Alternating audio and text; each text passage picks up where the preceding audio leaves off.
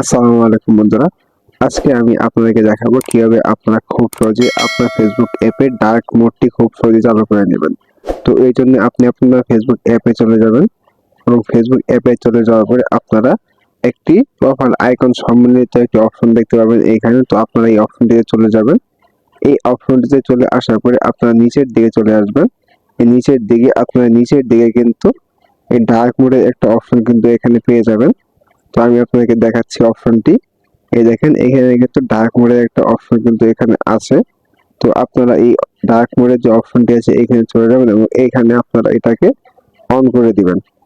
তো এইখানে চলে আসার পরে আপনারা কিন্তু এখানে অপশন দেখতে পাবেন অন এবং অফের। তো আপনারা এখান থেকে ডার্ক মোডটিকে অন করে দিবেন অথবা ইউজ সিস্টেম সেটিং এটিকে ব্যবহার করতে পারেন। এই ক্ষেত্রে যদি আপনাদের ফোনে ডার্ক মোড চালু করা থাকে তাহলে অটো কিন্তু ডার্ক মোড অন হয়ে যাবে। আর আপনার ফোনে যদি ডার্ক মোড অন করা না থাকে তাহলে কিন্তু আপনাদেরকে এইখান থেকে অন করে নিতে হবে। তো আপনারা কিন্তু চাইলে এভাবে এখান থেকে ডার্ক মোডটাকে চালু করে দিতে পারেন।